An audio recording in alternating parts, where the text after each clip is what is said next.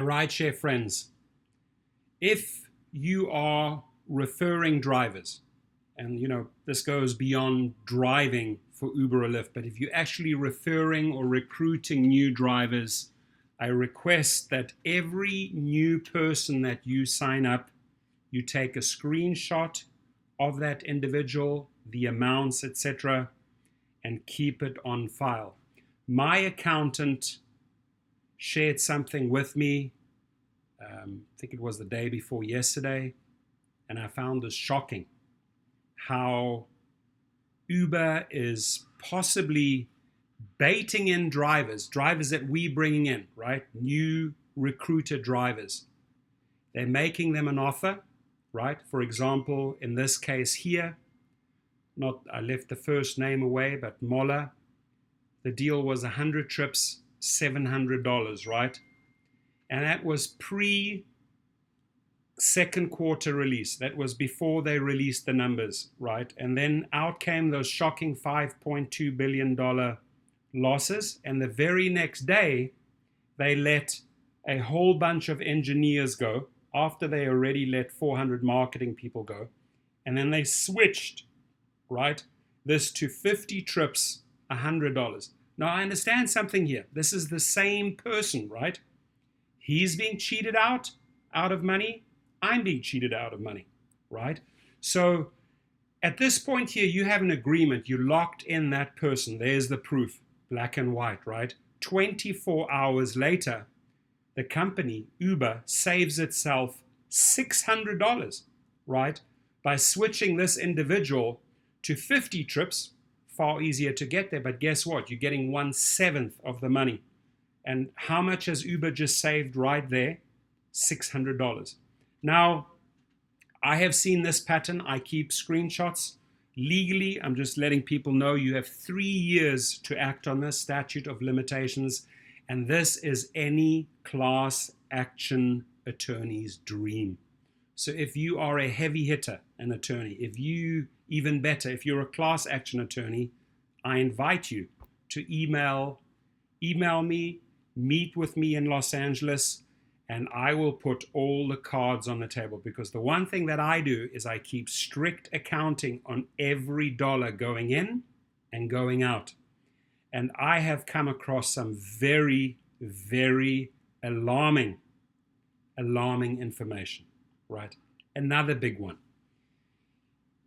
And not every driver is set up this way, but if you have a fleet, like I do, I lease out vehicles. So I have what they call the Uber fleet account, right? There's certain conditions that govern a fleet account, but you can recruit there. However, if you're recruiting in a fleet account, they will not pay you for SUV, black, and Lux drivers. They won't. They won't give you any reward or an incentive, right? If you're recruiting under a fleet account. So that's when I would recruit under a regular account, right? You and I drive or should have regular accounts as well. Some people like myself have 2 accounts, regular account and a fleet account.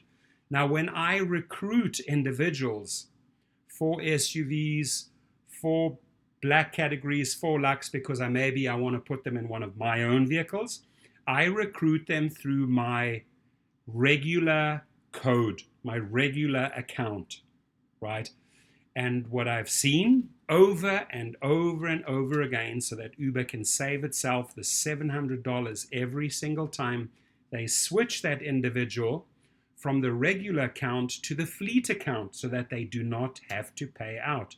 But remember, he or she signed up under the regular account. Now, this may all sound rather confusing, but again, at the end of the day, they save themselves, with me, hundreds and hundreds and thousands of dollars.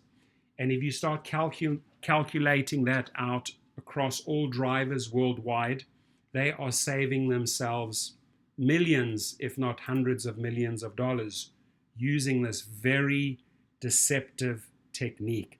So I request, if you have experienced anything similar, if you have seen all your grandfathered listings disappear like I did maybe 6-7 months ago overnight, where they just wiped out $140,000. If you've seen that happen to you, email me, reach out to me. If you have seen scenarios such as this, where Uber has switched a driver from a certain condition to a lesser condition where they have to pay out less, please take screenshots, contact me. If you have seen Uber switch individuals from your regular account to your fleet account to save that $700, for example, in Los Angeles, please, again, contact me. And this is an invite to any attorney out there, no matter what city or state you are in, to any class action attorney that wants to sit down with me and go over agreements and sheer numbers and see what is happening here. You will be alarmed, and you will quickly get out the calculator and say, hey, this individual here is not the only driver. There's many drivers out there. Who is this happening to? So again, please come forward, share your information. I'm packaging this up. I have 3 years to act on this. I will act on it. And remember, I promised to give you an update about my visit to the hub a few weeks ago. Because I showed them what they were doing, right? Because I laid out their strategy of what I call switching, right? They terminated my one account, my one regular account. Interesting, right? I have 2 accounts. So they terminated my one account and thinking that, hey, I'm not going to act on this, right? And they basically covering, is the way I see it as a wrongful termination. I see it as them covering their ass, right? Because I exposed exactly what's happening here. And then strangely enough, they won't let my fleet account go because they are making a fortune each week through all those drivers, right? So again, please step forward if you've seen this happen. This is not made up. This is the same individual. There's his name. There's his name. There's the city. There's the amount of trips he should reach to get the 700. And then it is switched 24 hours later after the second quarter announcement, right afterwards, the day they decide to cut the engineers, the day they decide, hey, from this very first day, we need to cut costs. They did this. Who else did this happen to? Please step forward.